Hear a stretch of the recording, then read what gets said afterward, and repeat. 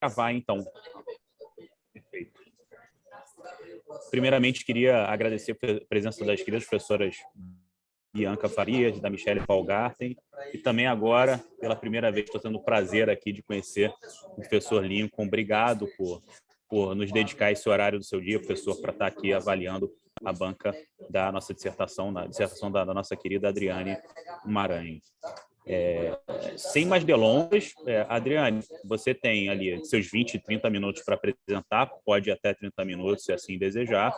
Depois, a dinâmica você já conhece, vamos começar pelos professores externos da Ambra, a professora Michele, primeiro, depois o professor Lincoln, e por fim, last but not least, professora Bianca Farias, para ter liberações, tá bom? Fica à vontade, compartilhe a sua tela e pode iniciar a apresentação. Tá, só vou pedir um apoio para compartilhar, que eu não tenho muito... Compartilhar, tem que compartilhar a tela, o share screen ali embaixo, o botãozinho verde. Okay. É só clicar nisso, ele vai compartilhar a sua tela inteira. Aí você tem que estar com o seu PowerPoint já aberto, se for o caso. Isso, já está aberto. É só botar no modo apresentação agora. Ok? Isso, perfeito, perfeito. Pode seguir. A hora que você quiser começar, por favor. Tá, só um momentinho, por gentileza. Todo. Primeiramente, quero agradecer a presença de todos aqui, a doutora Bianca, a doutora Michele, doutor Lincoln, e de coração, o doutor Daniel, que foi meu orientador e me ajudou a chegar nesse momento tão esperado do final do mestrado. Eu vou expor um pouquinho, que faz parte da minha tese, o panorama da arbitragem trabalhista no direito individual do trabalho a nível Brasil. É um tema novo, foi introduzido no nosso ordenamento jurídico com a reforma trabalhista, tem previsão no artigo 507-A da CLT, e diante dessa introdução surgiram alguns problemas. Há quem denomina como problema, mas todavia eu entendo que não é problema, é um dogma, que é possível superar essas questões com certas adaptações. A própria lei da arbitragem, quando foi normatizada, a lei 9.307 de 96, ela também foi resistente por muitos, até que o Supremo Tribunal Federal declarou a constitucionalidade da lei. E com isso, os jurisdicionados começaram a ter mais credibilidade no Instituto e usar. Então, da mesma forma que aconteceu na lei da arbitragem, está acontecendo hoje no direito individual do trabalho. Eu considerei algumas decisões do Tribunal Regional do Trabalho de São Paulo, segunda região, para análise dos fundamentos que o tribunal está acatando ou não o uso da arbitragem no direito individual do trabalho. Para isso, eu considerei o marco 2018 a 2020. O artigo 507-A da CLT, ele tem alguns requisitos, os quais devem ser seguidos para que a arbitragem seja utilizada corretamente. Primeiro é o requisito econômico, que o empregado deve receber remuneração superior a 2 vezes o teto do regime geral da Previdência. Esse valor hoje representa R$ 14.175,44. Neste particular, esse empregado é denominado de hipersuficiente, e não como hipossuficiente como os demais. Além disso, é necessário a pactuação de cláusula compromissória, desde que seja por iniciativa do empregado ou com sua concordância expressa. Então, esses pontos é o que geram os dogmas no direito do trabalho.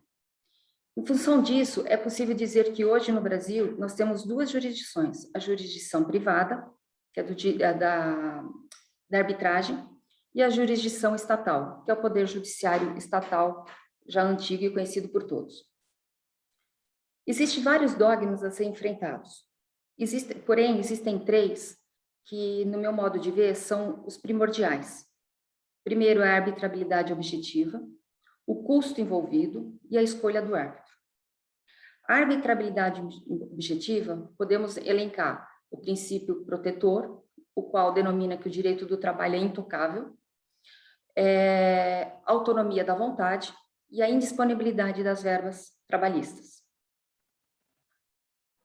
Em relação ao princípio protetor, esse princípio foi idealizado em função de guerras existentes, Revolução Francesa, Revolução Industrial, porque havia muita exploração das pessoas, dos trabalhadores, inclusive de crianças e mulheres. Com isso foi criado esse princípio protetor, que tornou-se o direito do trabalho intocável, criando o empregado uma figura de hipossuficiente, tendo em vista que ele ocupa uma posição assimétrica em relação ao empregador. Então, eles não estão no mesmo nível de conversação, de negociação e até de uma submissão a algum procedimento. Todavia, esse princípio protetor, hoje, ele deve ser analisado de forma relativa e não absoluta como é o tradicional. Ele foi mitigado. E, principalmente, essa mitigação ocorreu com a inserção da reforma trabalhista, que foi a partir de novembro de 2017. Para que esse princípio protetor seja mitigado, é necessário que o empregado tenha informação do procedimento a qual ele está sendo submetido e ainda das consequências advindas desse procedimento. Então, o empregado ele deve ser comunicado de como é o procedimento, quais são as consequências, coisas julgado, o que pode fazer depois, o que não pode. Essa informação é necessária e primordial para o empregado, até para que ele possa pactuar a cláusula compromissória. A partir do momento que ele tem essa informação, que ele está ciente de tudo isso, as garantias processuais tornam-se mais equilibradas entre empregado e empregador. Não existe uma assimetria tão grande. Consequentemente dessa informação, da decisão informada, os jurisdicionados e o próprio empregado, todo o sistema, Poder Judiciário, Ministério Público, sindicato, advogados, criam mais credibilidade no Instituto, mais confiança. E com isso, é possível que o Instituto se desenvolva e cresça. Mesmo porque a arbitragem ela é plenamente utilizada e tem grande crescimento a nível mundial, na Europa, Estados Unidos, entre outros países. Deve-se lembrar também que o árbitro ele é um juiz de fato e de direito. Então, mesmo que seja na jurisdição privada, perante a arbitragem, o árbitro ele não só pode, como ele deve aplicar as normas congênitas. E a partir do momento que ele aplica as normas de ordem pública, ele está, de uma certa forma, protegendo os direitos do trabalhador. O trabalhador não está vulnerável. Porém, o trabalhador está ali de uma forma com proteção relativa, porque ele tem pleno conhecimento do procedimento e das consequências advindas. Mas o árbitro, ele atua da mesma forma que um juiz dentro de um poder judiciário tradicional. Apesar dessa proteção ser mitigada, ele continua subordinado juridicamente ao empregador, porque existe o poder diretivo, que é o poder regulamentar, fiscalizatório do negócio que ele ali desenvolve e o empregado atua para o seu crescimento. Além do princípio protetor, existe o princípio da autonomia da vontade. Este princípio ele ganhou grande relevância com a reforma trabalhista. E essa autonomia de vontade, ela tem uma grande preponderância nos empregados hipersuficientes. Porém, esses empregados representam apenas 8% da totalidade dos empregados existentes hoje no Brasil. Em função desse percentual, há uma alegação que houve discriminação entre os empregados, porque a maioria dos empregados ficaram fora do uso deste instituto. Mas o legislador, assim, entendeu que os empregados que recebem a remuneração acima de 2 vezes do teto do INSS, ele tem maior ele tem maior autonomia e maior barganha com o empregador. Então, intitulou ele como hipersuficiente e ele pode, sim, tem condições de participar de uma arbitragem, de uma cláusula compromissória, ter conhecimento e não ser prejudicado. Como já disse, apesar de tudo isso, a subordinação jurídica permanece. Por isso que o árbitro tem a obrigação de zelar pelos direitos trabalhistas para que não haja fraude por parte do empregador. Além do mais, além de ser hipersuficiente, ele depende do salário para receber. Então, são verbas de natureza salarial que ele está ali buscando para a sua sobrevivência e da sua própria família.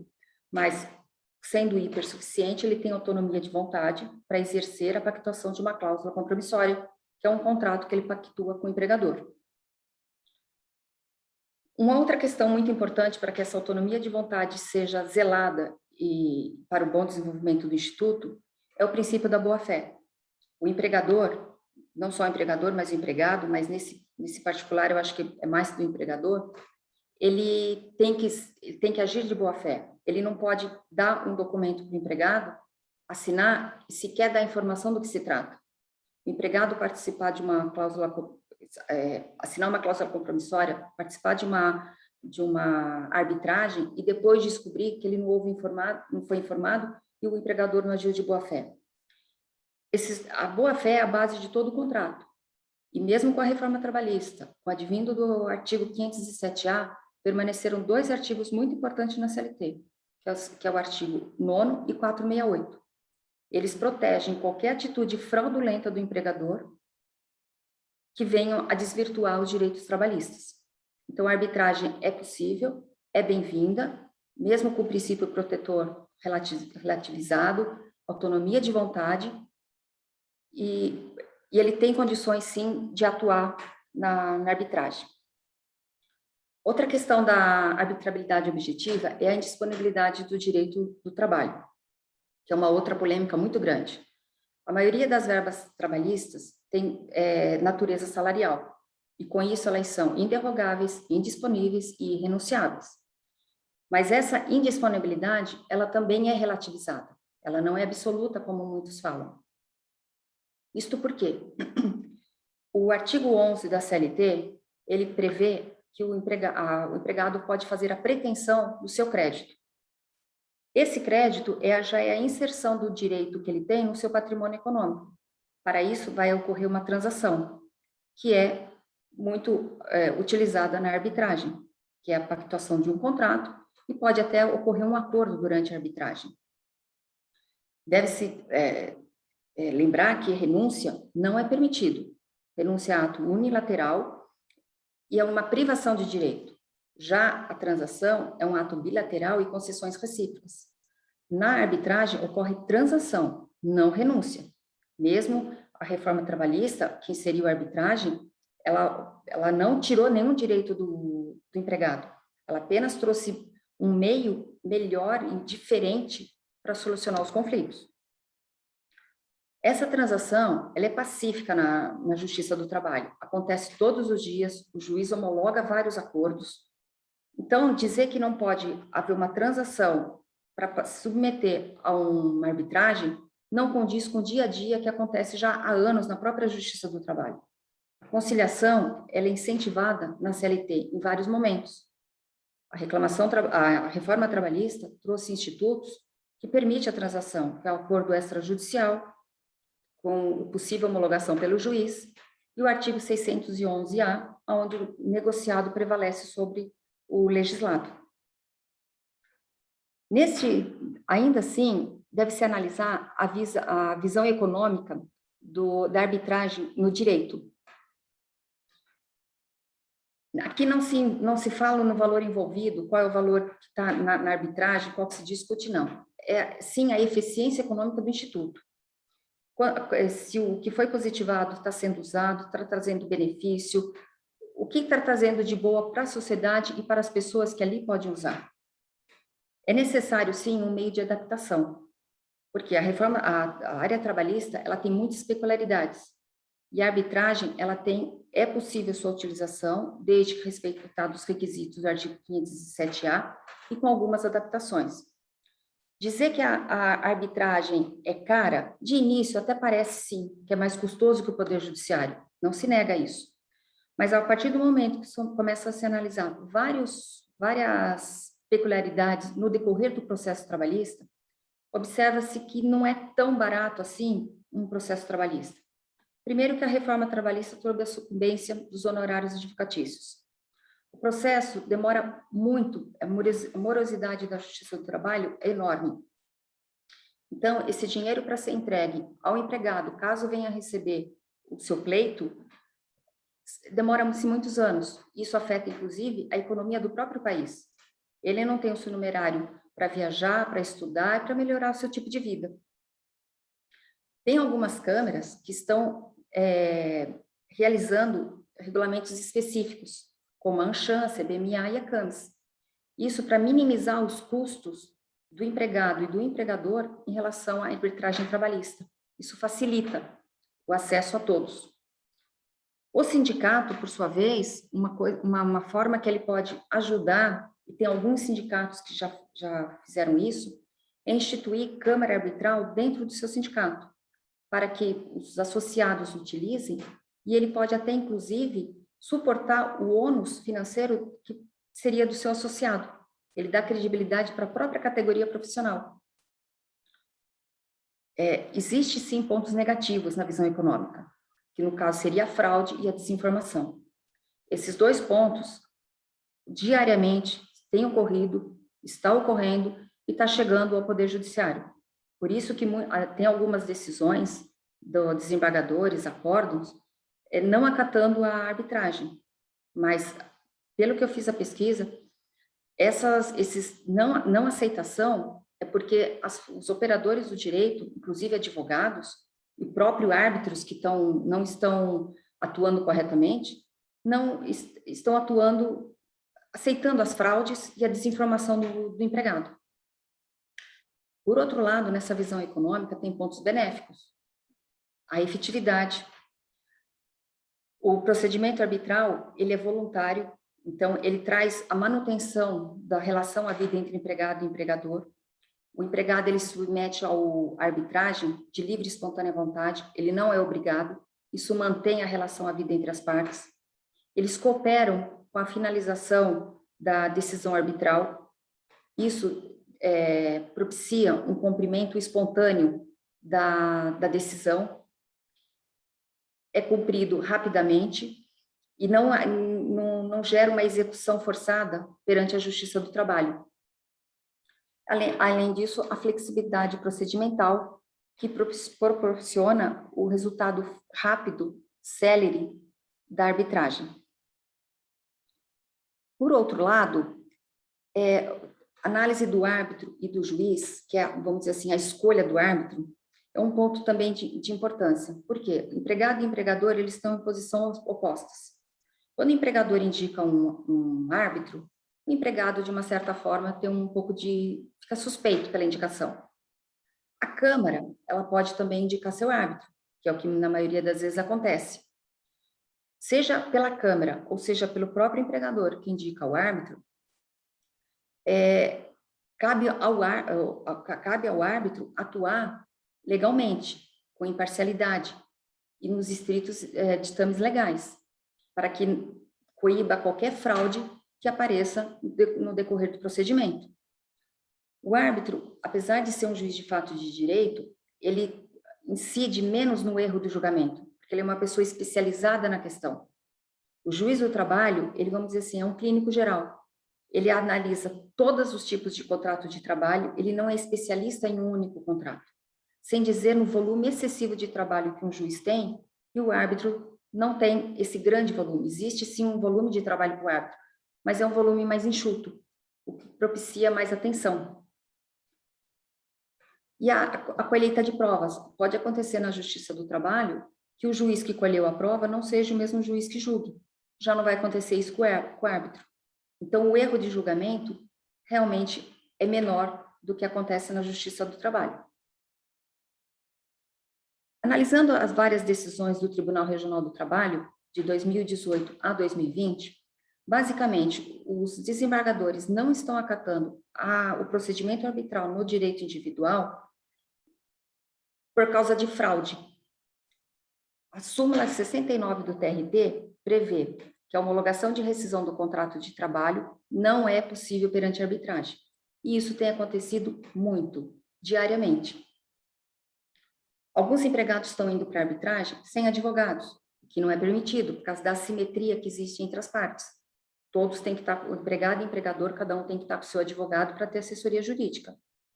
Além do mais, tem arbitragem que está sendo realizada sem a cláusula compromissória. E até mesmo empregado que recebe remuneração inferior ao previsto no artigo 507-A. Então, essa resistência que está havendo da Justiça do Trabalho é até, vamos dizer assim, um preconceito em decorrência da CCP, a Comissão de Conciliação Prévia, que houve muitas fraudes, foram instituídas muitas câmaras fraudulentas, e isso está se perdurando com a arbitragem.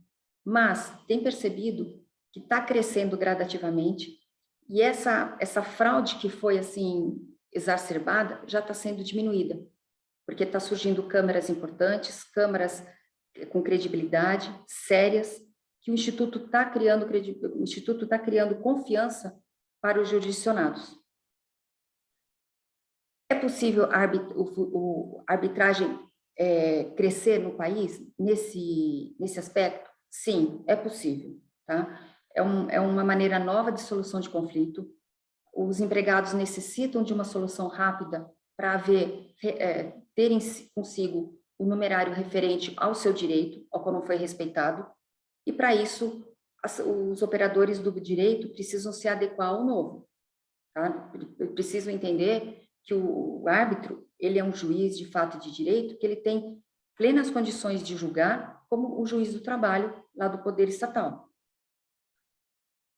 A subordinação, ela é mitigada.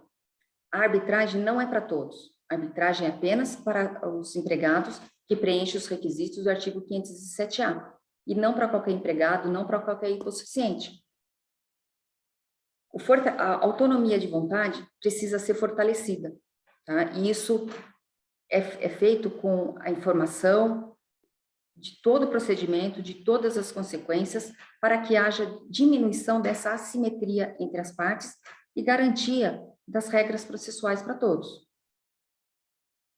A partir do momento que o sindicato cria sua própria câmara e subsidia o custo do empregado, ele só está crescendo o instituto perante a sua categoria profissional. Ele está desenvolvendo e propiciando que todas as pessoas ali relacionadas obtenham seus direitos rapidamente. Então, a arbitragem, ela tem tudo para dar certo, ela tem seu sucesso, mas precisa da cooperação de todos os operadores, seja advogados, seja juiz, magistrados, Ministério Público, sindicato, câmaras e todos os funcionários. É uma cooperação de todos para que o Instituto cresça e haja informação a todos de tudo, como é o procedimento, de todas as consequências. Analisando de uma forma geral, é nítido que a arbitragem, ela não só nega direitos, pelo contrário, ela concede direitos, só que de uma maneira mais rápida, mais céleres, mais efetivas do que o procedimento tradicional do Poder Judiciário. Ela é apenas uma forma diversa de solução do conflito, sendo que se o empregado vier a reclamar na Justiça do Trabalho, alegando qualquer vício de vontade, cabe ao empregado, sim, provar. Se ele não provar, a decisão arbitral é válida e permanece. Isso tem várias decisões no Tribunal Regional do Trabalho de São Paulo, nesse sentido, que o empregado alegou o vício de vontade e não provou. Então, foi mantida a decisão arbitral. Tá? Então, a arbitragem, ela está para ser usada, ela está presente, ela deve ser usada, mas com respeito a todos os princípios e aos seus conceitos existentes na norma. Obrigada pela atenção.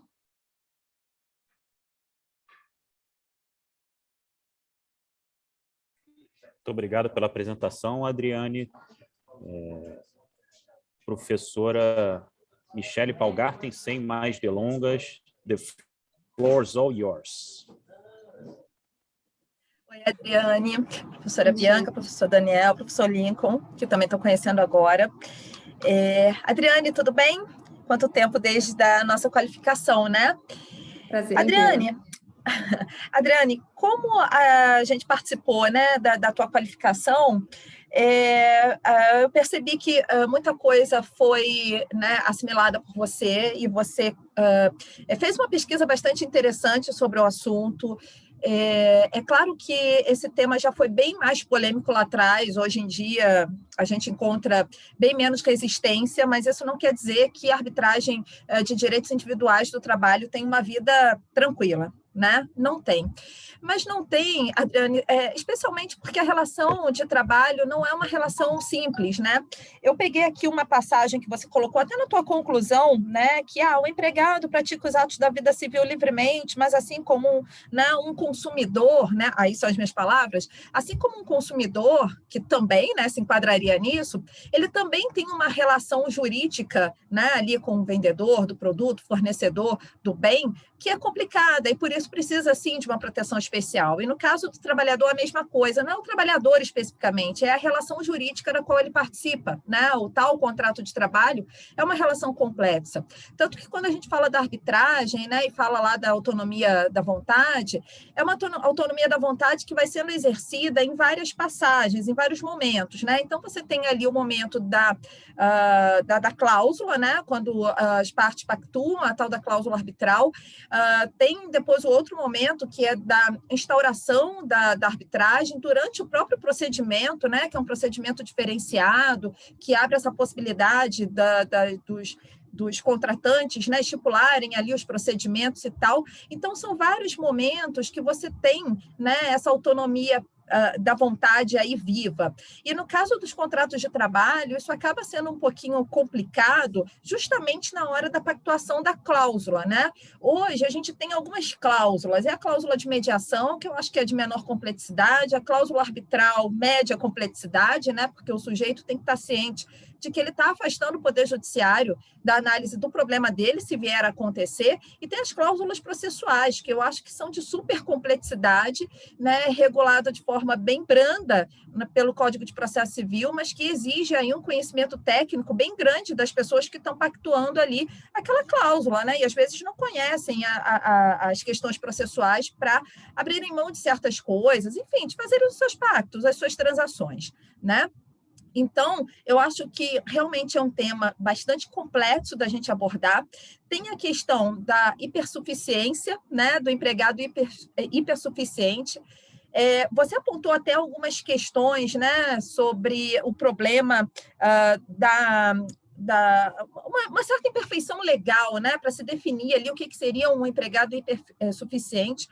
Concordo contigo, né? Eu acho que não é uma questão apenas do valor que ele recebe, porque, né, uma vez eu perguntei numa banca, você acha que o professor é hipersuficiente? A pessoa, sim, não, não é, né? Não há essa liberdade toda, né, de pactuar, enfim, né? E varia também momentos de crise, né? Você tem ali menos poder de barganha frente ao seu empregador ou futuro empregador, então é uma relação muito tensa, não há dúvida, né? Por isso que o teu trabalho é tão importante, né? A gente não pode parar de falar, a gente não pode parar de pesquisar, tá bem? Agora, sobre o seu trabalho especificamente, algumas questõezinhas que eu acho que você precisa arrumar ainda, né? Apesar da gente já ter falado de algumas coisas lá na qualificação.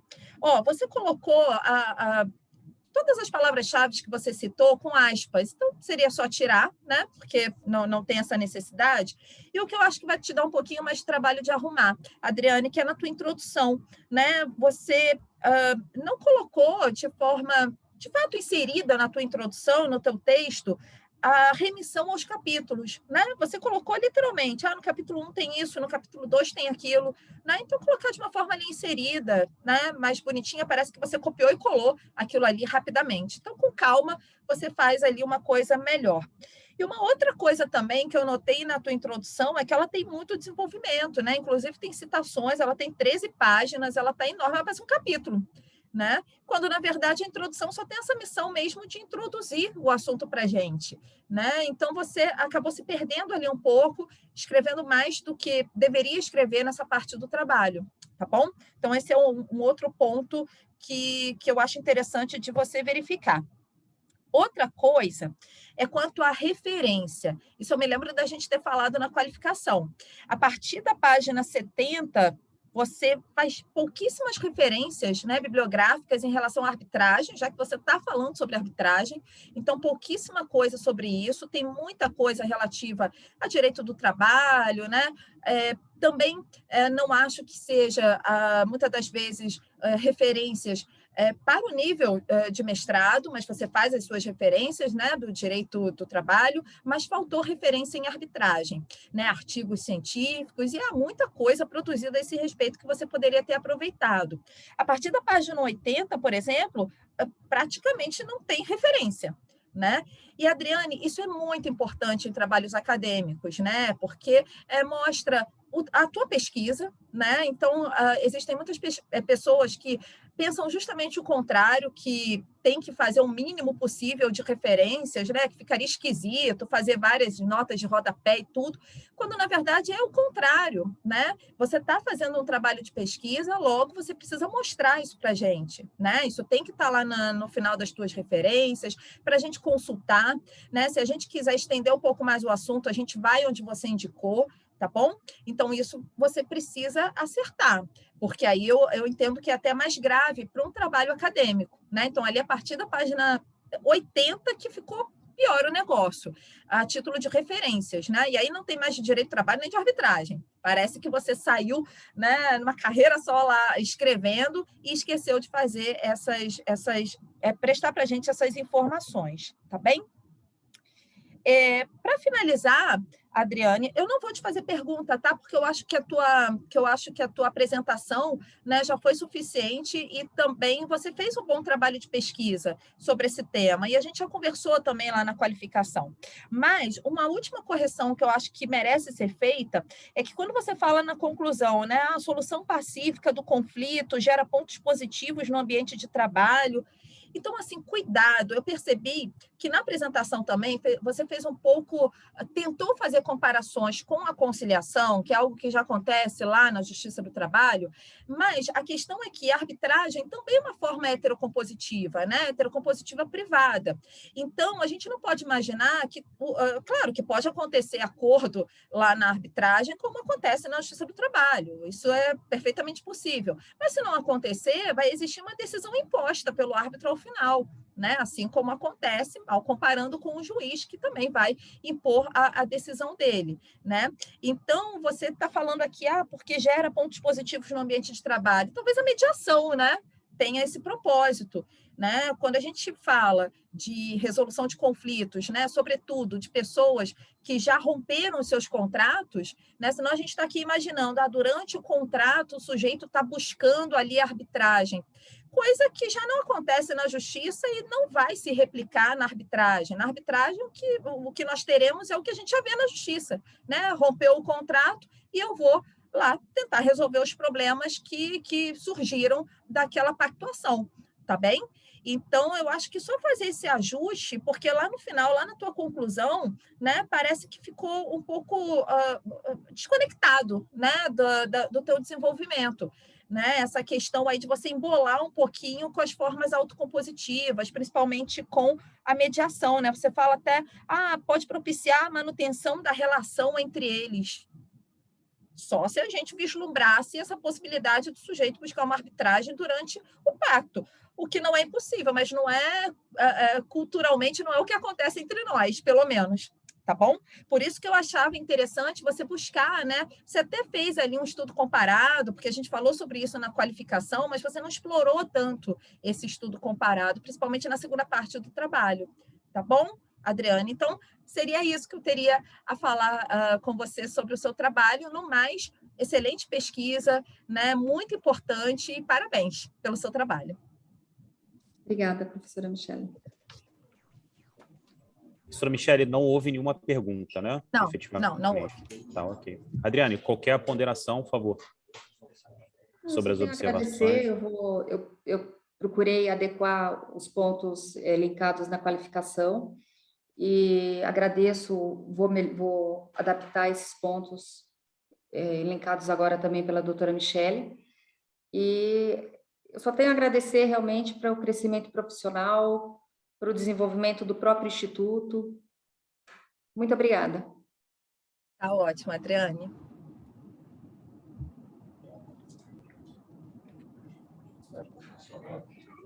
Professor Lincoln, por favor, mais uma vez agradecendo a sua ilustre presença.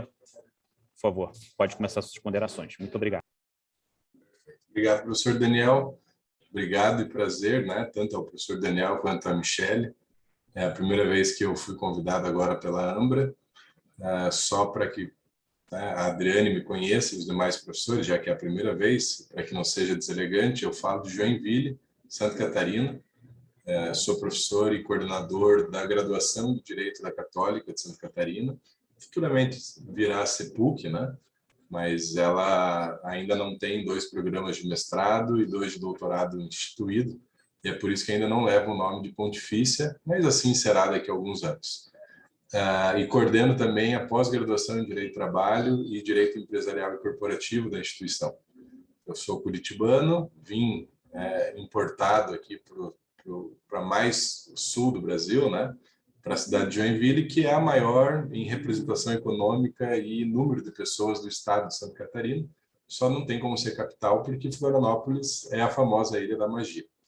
Então, só para que vocês possam me conhecer um pouquinho. E eu agradeço imensamente o convite do professor Daniel, justamente porque a minha área de paixão e de pesquisa é o direito do trabalho. Eu sou mestre em Direitos Fundamentais e Democracia pela Unibrasil. Eu sou doutor em Direito, né, pela PUC do Paraná, e a minha tese de doutorado e toda a minha jornada acadêmica é em Direito do Trabalho.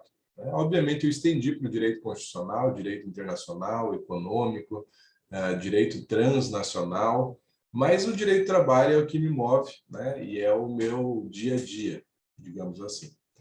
Então, na verdade, Adriane, né, o convite à minha pessoa, né, aqui é aquele avaliador que você deveria temer, né? Mas eu estou brincando, eu não estou aqui para ser nenhum carrasco, mas eu fiz uma análise, digamos assim, bem aprofundada, né? Até porque eu preciso mostrar meu trabalho para o Daniel e para a Michelle, mas é porque eu sou apaixonado pelo que você escreveu e pelo direito do trabalho.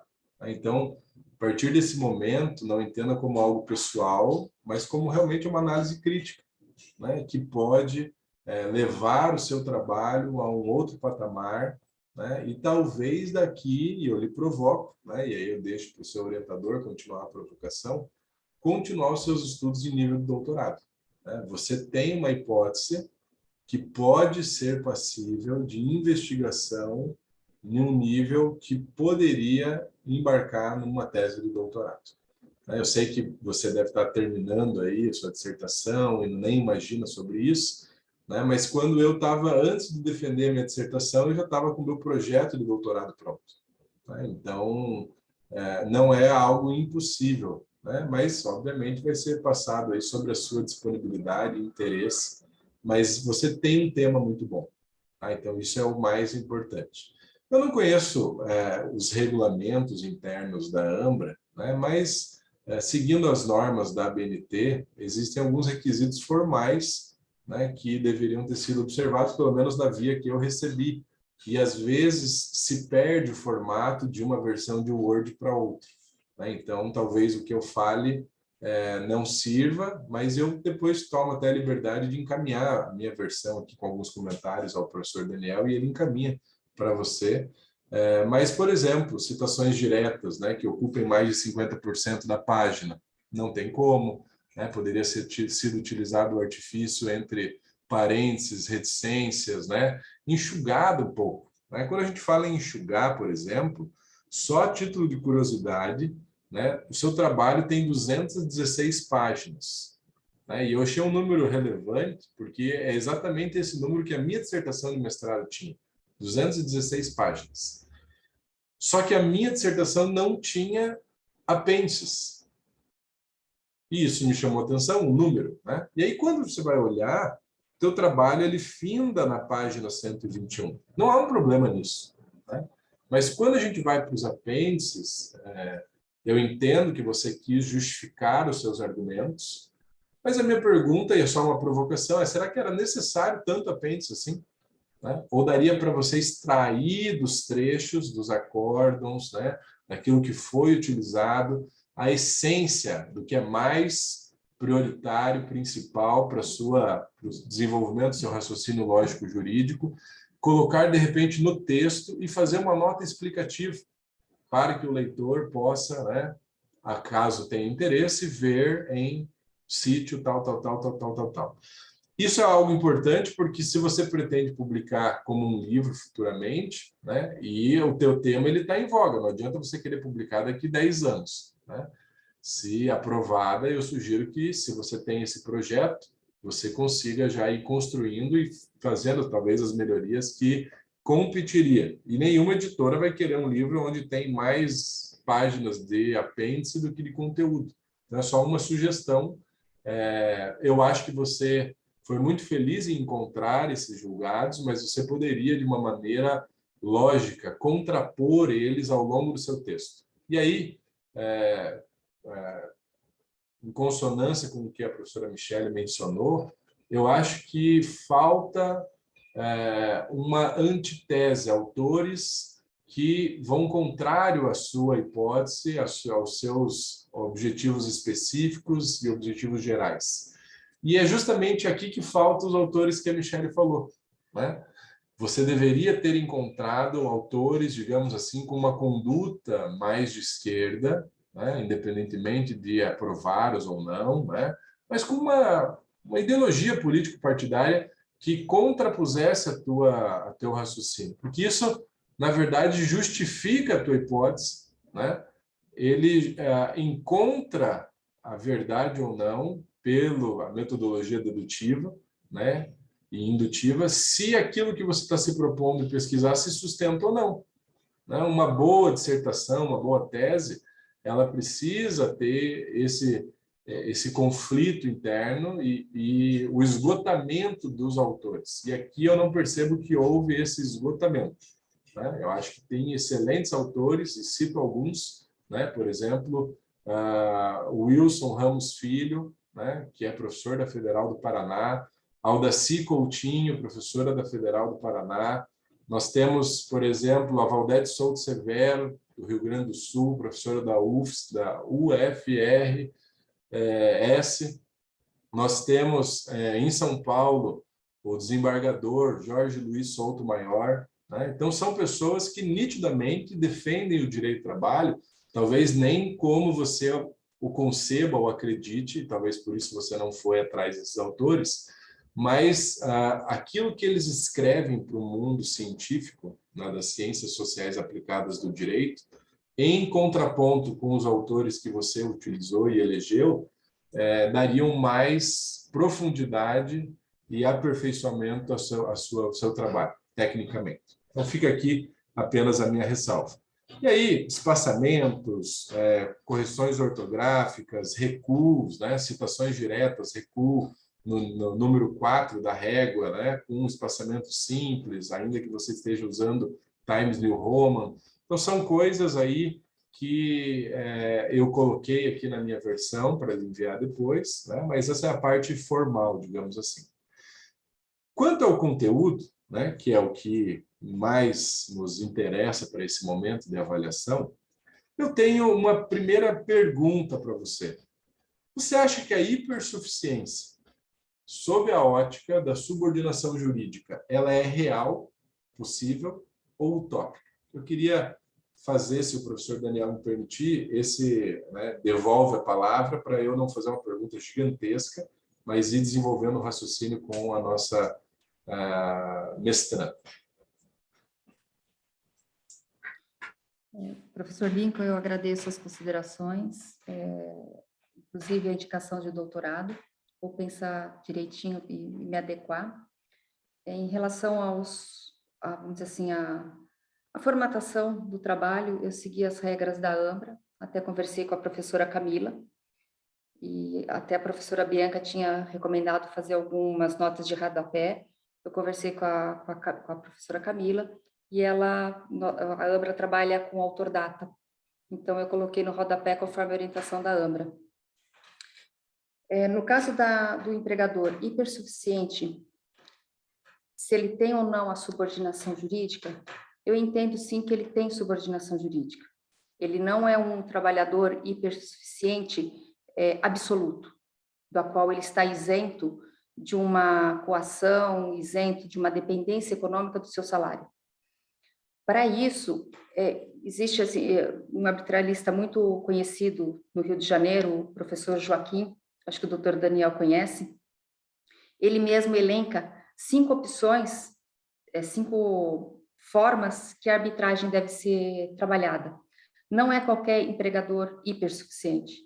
Não é aquele empregador que recebe R$12 mil e ele está isento de coação, de subordinação, não. A subordinação existe. Muitas vezes tem empregado que recebe, sim, 20, 30, 40 mil reais. E ele está subordinado ao empregador. Isso é a realidade do dia a dia da área trabalhista.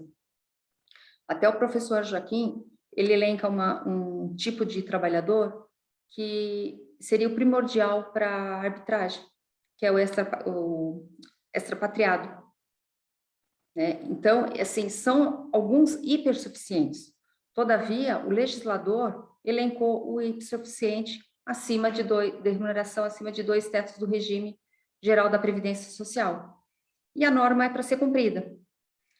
Agora, aquela hipersuficiente, aquela subordinação jurídica no dia a dia, realmente, se formos analisar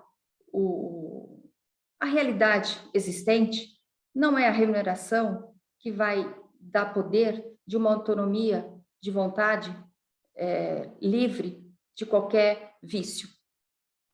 Então, de uma certa forma, esse valor que o legislador colocou, este critério remuneratório, ele não exime qualquer vício de vontade que venha a existir na arbitragem.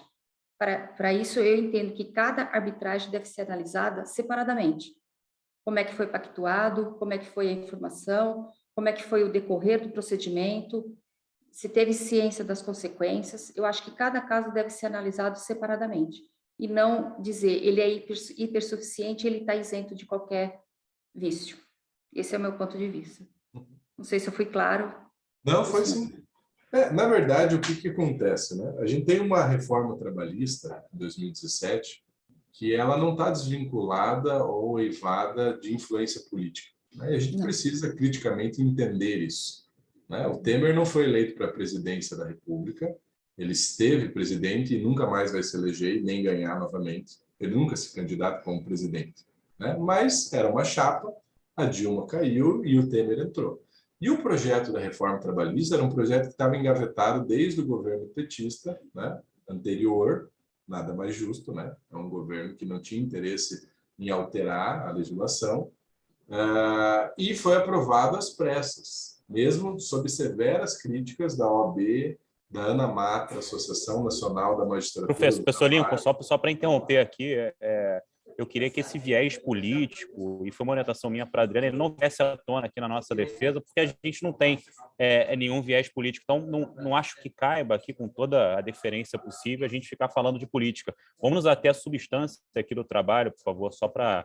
Porque não é nem a postura que a gente gosta aqui na Ambra, que a gente pratica, entendeu? Então, assim, eu não tenho partido, não tenho direita, não tenho esquerda, mas também isso não vem ao caso. É só para a gente... E o viés do trabalho da Adriane é um viés de análise da arbitragem, efetivamente, não tem viés político nenhum ali, é a lei como é, né? Então, a gente estava tentando, na verdade, trazer uma observação sobre o que a Adriane publicou já 2 artigos já em revista, até indexado escopo já sobre esse trabalho. Então, na verdade, o que ela quis foi analisar mesmo o Instituto da Arbitragem, se vale a pena ou não e como é utilizado. Esse foi o grande objetivo dela, sem entrar em viés político aqui nenhum. É só para a gente não perder tempo. Inclusive, eu tenho um voo para pegar daqui a pouco, professor, desculpa. Não, perfeito. Imagina, sem problema nenhum. Adriano, então eu vou ser bem objetivo, tá? Eu, particularmente, não acho que o teto da Previdência seja um indexador, né, como você mencionou. E eu tenho só uma dúvida, digamos assim, um questionamento para lhe fazer, né, seria o último, seria quanto a se o acordo extrajudicial, né, homologado em juízo, previsto lá no 855B, que já é uma inovação também trazida pela reforma trabalhista, não desestruturaria, né, a possibilidade real e prática de utilização da arbitragem. Se ele não apagaria, digamos assim, as luzes, né, o foco da possibilidade da arbitragem dentro do sistema jurídico brasileiro, sendo que os empregados hipersuficientes, né, poderiam fazer um acordo e até sob, né, o paro e a quitação total do contrato de trabalho, seria muito mais inteligível para o empregador seguir nessa dinâmica. Né? Você não acha que isso poderia vir a acontecer ou vem acontecendo na prática, depois da pesquisa que você realizou? Eu não sei qual é o seu entendimento, doutor, mas com devido respeito, o meu entendimento é que a arbitragem ela não foi idealizada, positivada para meramente fazer acordo. Ela foi idealizada, assim, para haver um procedimento, o intuito de uma decisão arbitral. Pode, sim, haver um acordo no decorrer do procedimento. Isso difere muito do acordo extrajudicial, porque o acordo extrajudicial, as partes de comum acordo já se pactuam para receber X em tantas parcelas, no dia tal, na conta tal. Esse é o acordo extrajudicial e vai para o juiz homologar e analisar os requisitos. Por outro lado, o procedimento arbitral é um procedimento para ser instaurado onde há litígio e um terceiro, que é o árbitro, sim, vai decidir quem tem razão e quem não tem razão. Esse procedimento vai ser desenvolvido com a cooperação das partes, de uma maneira mais flexível, mais célere, com toda a responsabilidade que o ordenamento exige, inclusive o próprio direito do trabalho com a sua proteção, que nós estamos falando de verbas de natureza salarial, que é o sustento do empregado e da sua família. Mas eu acho que a positivação do acordo extrajudicial, ele não desvirtua e não tem motivo para tirar a credibilidade da arbitragem que foi positivada no direito individual do trabalho. Perfeito, respondido. Eu me dou por satisfeito e devolvo a palavra ao professor Daniel. Obrigada. Obrigado, professor. E realmente é um tema... bom, eu posso até falar na prática que, como diretor executivo do CBMA, do Centro Brasileiro de Mediação e Arbitragem, a gente tem um protocolo, não é nem regulamento, a gente chama de protocolo de arbitragem trabalhista. E até hoje, desde 2017, a gente não teve nenhuma arbitragem trabalhista. A arbitragem trabalhista está sendo utilizada para homologar acordo de forma equivocada, né? E quem é hipersuficiente, às vezes não tem ciência da arbitragem e também desconfia da arbitragem porque não está sendo praticada. Né?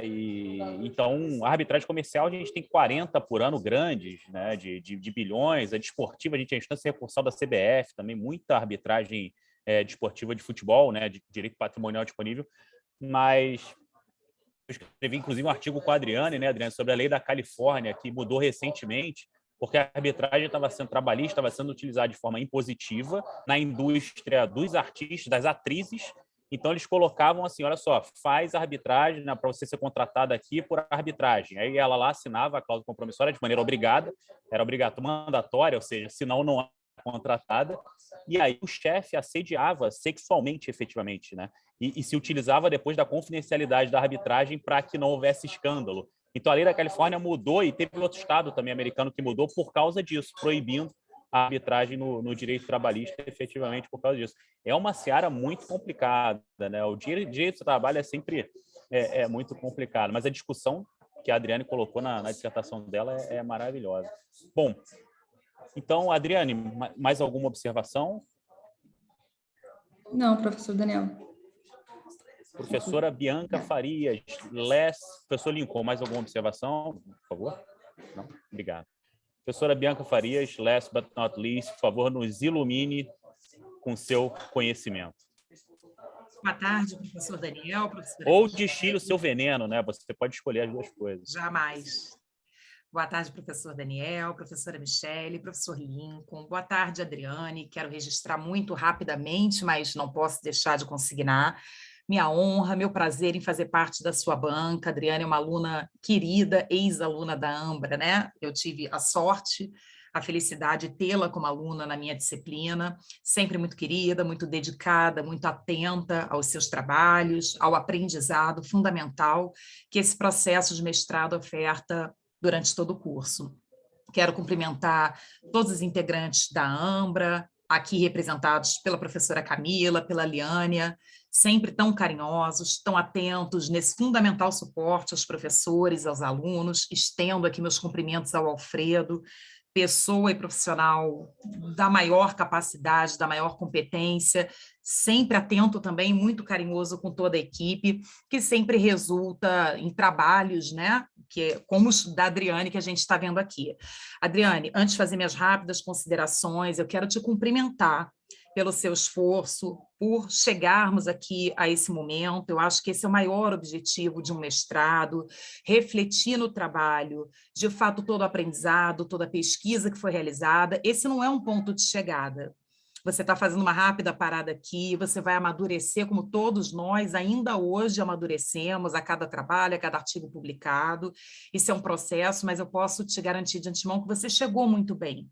Chegou com um trabalho maduro, com um trabalho consistente, e eu divido um pouco o mérito dessa sua conquista com o seu orientador. Daniel é um amigo querido de longa data, como todos sabem, mas é sobretudo um acadêmico de imensa qualidade, nacional e internacionalmente muito reconhecido, de quem eu tenho a honra e o privilégio de ser amiga, de ser fã e de poder caminhar junto aí em muitas batalhas. Então, de antemão e antes de qualquer outra colocação, quero registrar aqui meus parabéns pelo trabalho maduro, sereno, importante que você apresentou, está apresentando aqui nesse momento para a gente.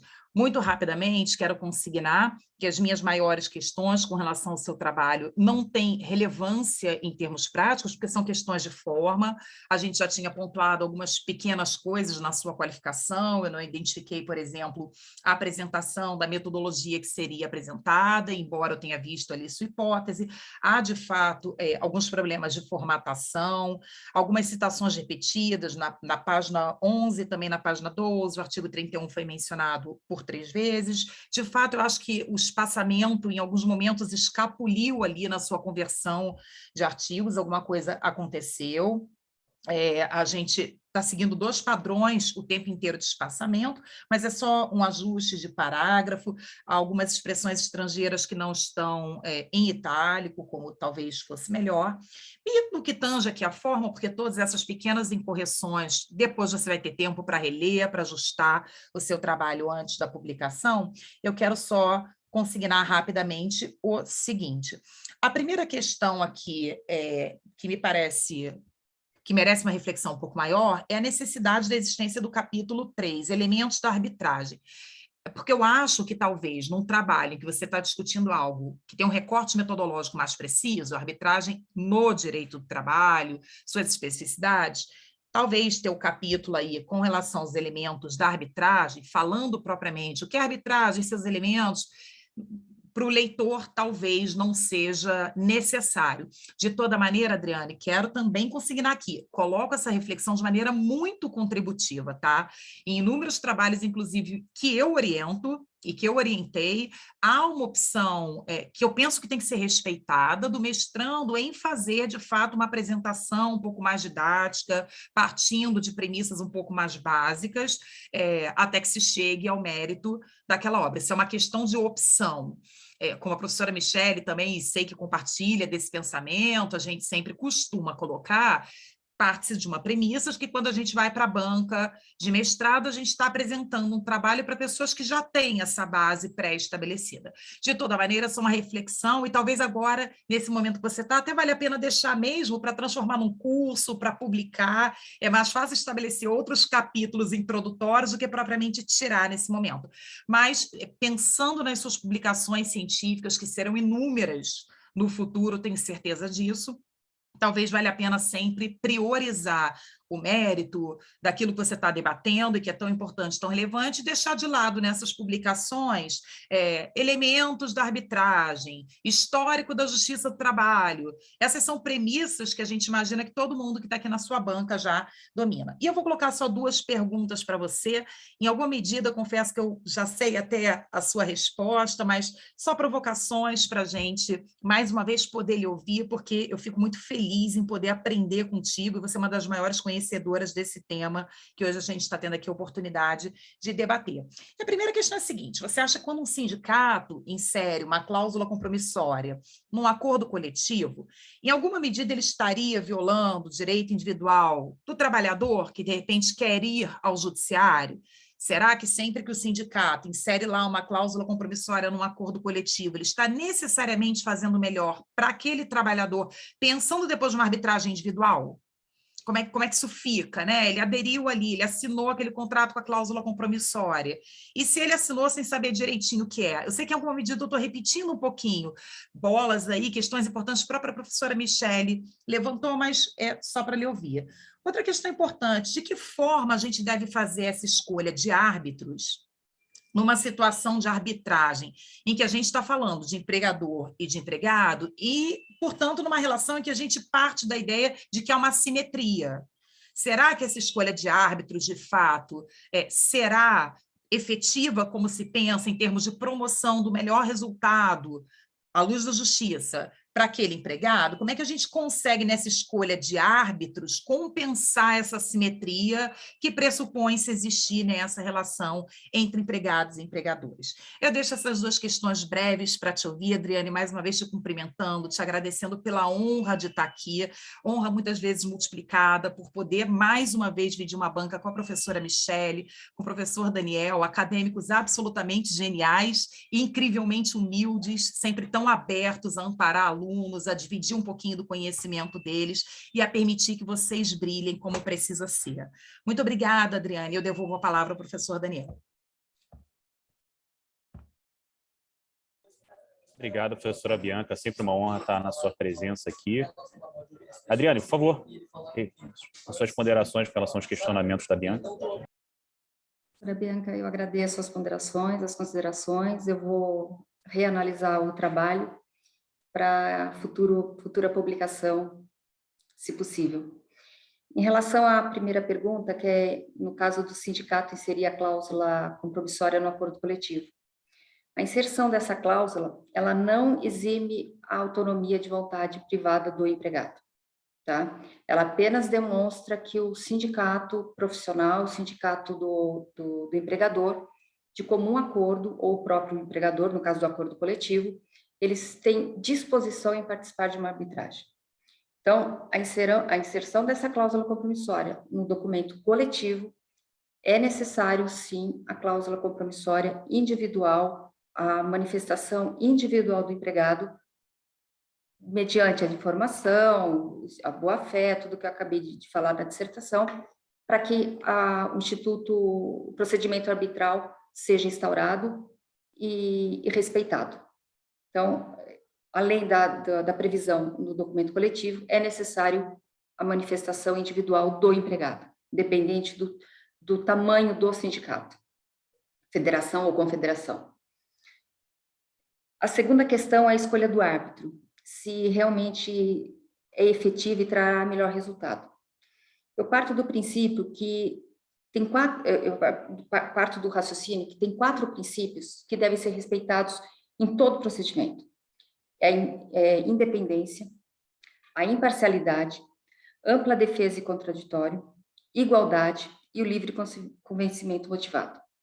Então, por mais que seja o empregador que indicou o árbitro, ou a Câmara que indicou o árbitro, ou até mesmo o próprio empregado que ele pode indicar, se o árbitro atuar de maneira correta, com sua responsabilidade que ele tem perante a sociedade, perante a lei, e respeite o instituto, respeite o procedimento, respeite os princípios, peculiaridades do direito do trabalho e de todo o ordenamento jurídico, independente de quem indicou o árbitro, a arbitragem pode sim ser efetivada e trazer benefícios. Vai depender muito, eu acho que primordial numa arbitragem não é só a indicação, é a atuação do árbitro. Que ele seja responsável, que ele seja imparcial e respeite o ordenamento jurídico, que pode trazer efetividade. Perfeito, muito obrigada, Adriane.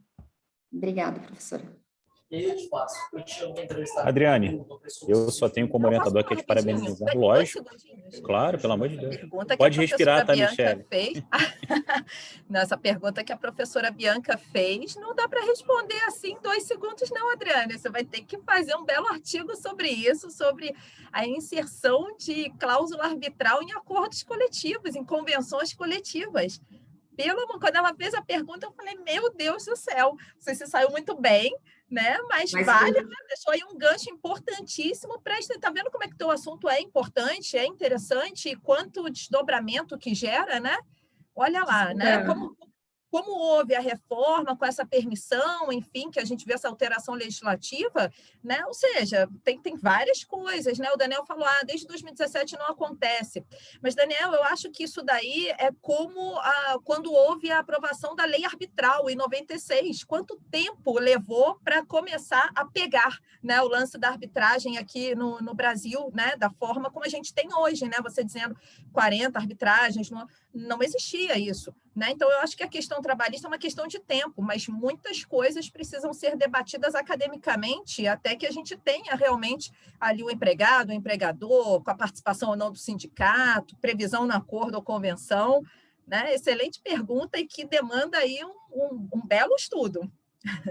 Desculpa a interrupção, mas tem um artigo que eu publiquei junto com o professor Daniel, que uma parte esse tema é esse. A inserção da cláusula no documento Passa para mim, coletivo. Adriane. Passa para mim? Me manda um e-mail, por favor. Gostaria de ler. Obrigada. Eu que agradeço. Obrigado, professora Michele, professor Lincoln, professora Bianca, pela banca. Adriane, agora eu te parabenizo aí antes da gente deliberar pela aluna que foi, pela pessoa que é. Eu tive o prazer de te conhecer em São Paulo, né? Inclusive estou indo agora para a sua cidade aí nesse momento. E parabéns por tudo que você fez, foi muito dedicado durante todo o mestrado e durante a dissertação também.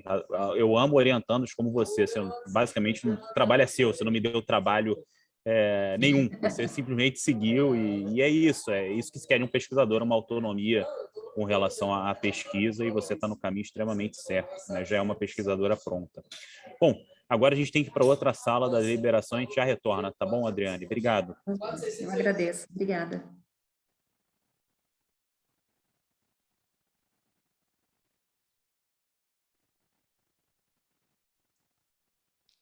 Olá, Adriane. Oi, Camila, tudo bem? Tudo bem. E aí, mais tranquila agora?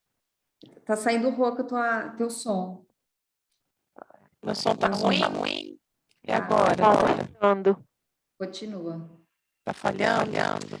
Ele tá bem rouco, tá um chiado grande. Às vezes o meu fone, acho que ele tá com... Melhorou, né? Eu acho que é contato aqui. A atenção existe, né, Camila? Até o resultado, né? Ainda não acabou. Se alguém quiser... Aquela expectativa, quais serão as perguntas, né? Exatamente. Se alguém quiser conversar com a Adriane aqui, ligar a câmera. Versulina está aqui, a Sandra. A Versulina, eu fiz uma disciplina com ela. Não me lembro qual que foi. Se quiserem ligar a câmera, falar com a Adriane, fiquem à vontade. Nesse momento aqui é importante o apoio dos colegas, que é um momento de tensão ainda, né, Adriane? Com certeza. E você ainda está no Maranhão? Eu vim de Brasília ontem. Estava em Brasília até ontem. Aí... Eu encontrei com o Francisco mês passado. Que pessoa magnífica. Muito assim, muito amigo, deu umas orientações de atuação lá, de vivência, né, de uma maneira geral. E muito assim, adorei conhecê-lo pessoalmente. Muito legal. Que ótimo! Que ótimo! Eu estive em Porto Alegre uns dias atrás e estava tão frio quando eu estava lá, que eu vim correndo de volta para o Nordeste. Voltou para o calor. Eu disse, não, deixa eu voltar um pouco para o calor, porque eu não estou aguentando aqui esse frio. Falei para a professora Bianca que finalmente consegui conhecer a Leânia, né? Porque a gente só conversa por WhatsApp e não se conhece. É mesmo, né? Mas sabe que tem um professor aqui na Ambra, da graduação, que já trabalha conosco há mais de 10 anos, e nós nunca estivemos no mesmo local ao mesmo tempo, é só pela internet, e há um tempo atrás eu fiquei pensando, gente, mas sério que eu nunca encontrei com ele pessoalmente, porque para mim esse contato virtual ele é tão presente, faz parte da minha vida já há tantos anos, que às vezes eu fico pensando se eu já estive com a pessoa ou não, ou se foi só pela internet mesmo. Acaba acostumando, né, com web. Com Oi, a Leane, Adriane, você está me ouvindo? opa, Oi, É que Luciana, tudo bem? eu não tô Sulinho. ligando a câmera porque eu tentei ligar, mas minha internet está muito ruim. Eu só queria dar os parabéns, maravilhosa a sua apresentação. Obrigada. Eu lembro, a gente estudou uma disciplina, mas eu fiquei aqui, você apresentando, eu lembrando qual foi a disciplina que eu cursei, mas eu não lembro qual foi a disciplina. Eu acho Eu que acho que foram foi duas logo no disciplinas. início. Eu Não acho que sei foram se duas foi disciplinas que nós contrário. fizemos, mas eu não me lembro também quais foram. Pois tá bom, só queria dar os parabéns, parabéns. Obrigada e sucesso na sua apresentação também, futuramente. Vou começar a minha ainda. Não comecei, eu tive que trancar dois períodos. Tá bom. Então tá joia. muito bom, pessoal, vocês participarem das bancas. Eu sempre vejo, alguns eu vejo mais, outros menos, mas é muito bom participar desses momentos, ir se familiarizando, né? Às vezes a pessoa já apresentou o TCC há muito tempo, aí é bom assistir as bancas e ir se familiarizando com aquele, né? Aqueles procedimentos, o ambiente. Depois, quando chega a nossa vez, é mais tranquilo, né? Camila, só um adendo. Eu vou ter que buscar o carregador do meu celular para não acabar a bateria. Fica Enquanto à eles estão na vontade, sala. não pode acabar, Adriane. Você tem que ouvir o resultado ainda. Vamos aguardar a Adriane, então, e os membros da banca. Hoje de manhã tivemos uma banca também. A gente está tem mais uma banca amanhã. Amanhã é qualificação, a qualificação da Larissa, pessoal. Vamos participar. Dia 24, a do Leonardo. 24, a qualificação do Leonardo, e já tem mais dois mestrandos agendando também. Logo, a gente já deve ter a data, até o final do mês deve ter mais 2 também. Um com qualificação e outro com banca final. Então, vamos participar.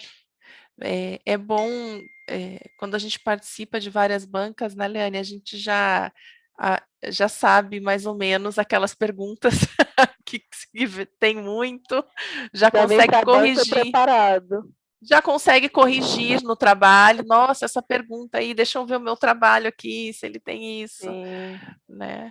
Então, é importante participar desses momentos.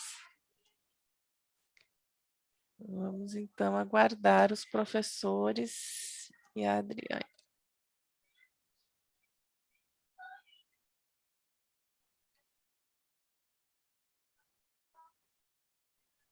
Pronto, desculpa. Tudo bem, importante sua conexão não cair antes do resultado. Ai, não brinca.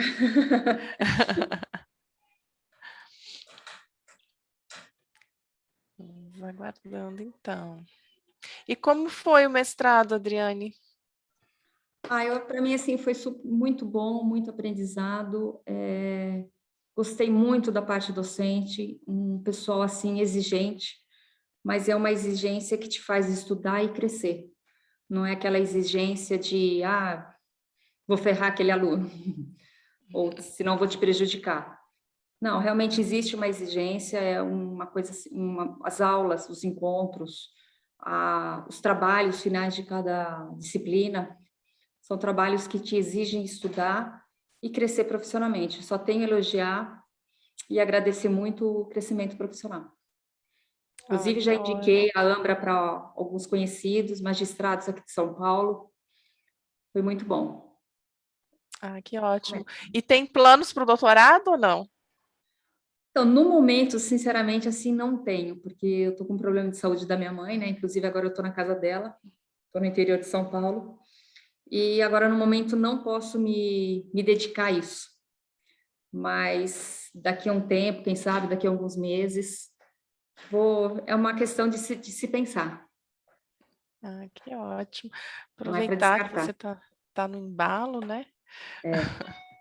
Mas vamos aguardar o resultado ainda, né? Ainda estamos aqui na tensão. Mas... Vamos lá.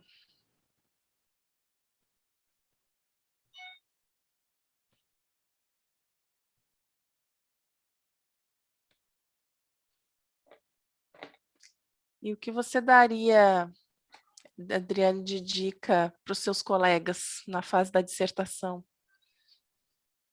Eu acho assim, o que me ajudou muito eu fui praticamente criando a minha dissertação no decorrer do mestrado. Então, eu fui fazendo meus trabalhos finais sempre relacionado com a área trabalhista. Então, a parte de arbitragem, mediação, conciliação, economia do direito, a parte de diplomacia. Então, eu sempre fui desenvolvendo tudo para a área trabalhista. Mas você já tinha escolhido o seu tema quando Não, você na começou o verdade, mestrado? não. Não. Eu fui fazendo sem pensar, eu fui fazendo para a área trabalhista, que é a área que eu sempre atuei, né? E quando chegou no início da dissertação, eu até pensei em fazer a mediação na civil. E aí o professor Daniel conversou comigo e falou, olha, você já tem tudo pronto, você foi desenvolvendo aos poucos, agora é apenas dar uma complementada, dar uma melhorada, inserir muitas coisas, assim, que eu inseri, mas, assim, o esqueleto do trabalho da dissertação praticamente estava pronto. E isso me facilitou muito na finalização da dissertação. Então, construir gradativamente no decorrer do mestrado, eu dou esse conselho para todos, que ajuda muito. E me ajudou. Quando você já vai lendo, estudando sobre aquele tema, você já chega nesse momento com um outro nível de conhecimento, né? Sim, exatamente. Estamos voltando. A Adriane está até sorrindo agora, estava... É verdade. Estava muito séria, Michele. Estava séria. Verdade. Atenção. Não é? Eu nunca vi a Adriane nessa versão tão formal. É séria, não mexeu um músculo ali. Mexeu o músculo. Falta o professor Daniel ainda, né? Ele não entrou. Ele tem um tempo diferente, né, professora Camila? Ele, às vezes... Qualquer coisa a gente chama aqui no celular novamente, lembra ele que precisa anunciar o resultado. Chegou.